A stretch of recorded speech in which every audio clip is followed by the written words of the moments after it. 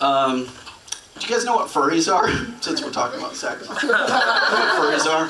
Yeah. Really? Oh, you're getting an education, son. There's a lot of weird sexual fetishes, but one of my favorites is the furry.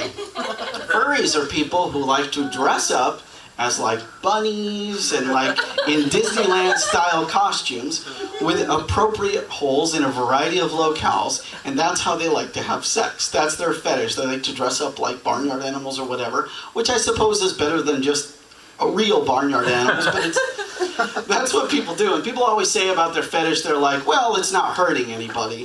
And I say that maybe that's true, but you're not getting your cleaning deposit back from the costume place. That's what I'm saying. Like really weird fetishes, like I got a friend who's really into feet. Like he thinks feet are so sexy. Like I'm glad when a girl has feet, sure. But that's not a deal breaker for me. Sure, you've got feet. I agree, those are nice for shoes and walking. But I don't need them later. So we can all just sit down now. That's the weirdest. I'm a kind of a fetishist, a little bit. I have a fetish. I am really into women with vaginas. I love it. I know that makes me weird. If I find out a woman has a vagina, oh my God.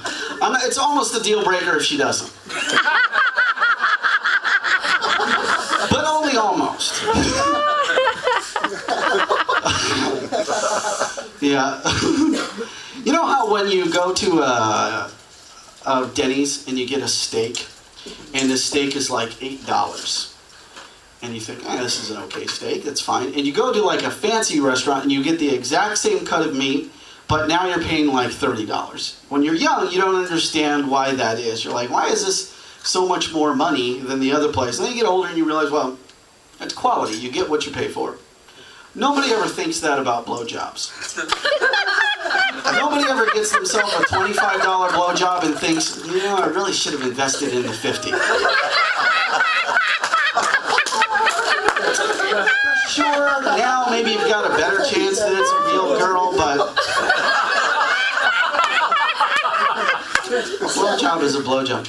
I'll tell you a true story, though. One time I paid $75 for a blowjob, got a side of garlic mashed potatoes with it. Does that seem odd? Does that seem made up?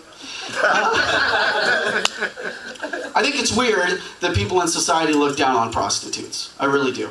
Not anybody in this room. But generally speaking, I think people look down on prostitutes. And I think one of the reasons people still, oldest profession, even going back to the fruit and the throwing poop, oldest profession, God, what a sweet callback.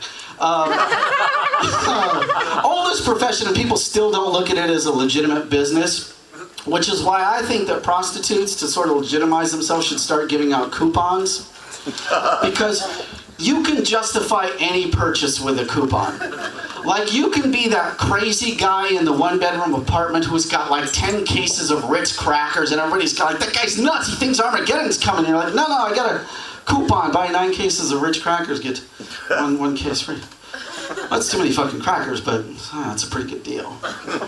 Like, I think you could have somebody killed, and if you had a coupon, the judge would let you off. Like, you shouldn't have had that guy murdered, but 20% off, and it expires next month. If you had a choice. Here's one thing I really don't understand, though. I don't understand ugly prostitutes. Because can't you just get an ugly girl to have sex with you? Honestly, just say something mildly nice about her smile. But I thought maybe that ugly prostitutes are like when you go to the store and you want to buy Coke or Pepsi, but you don't have enough money, so you buy President's Choice Cola instead. And then afterwards, you want your 35 cents back and you're kind of itchy. Penicillin will clear both of those up. Oh, you guys are the shit. Oh, make sure to tip your waitstaff. They're great. Give it up for the waitstaff. Are you guys nervous for 2012?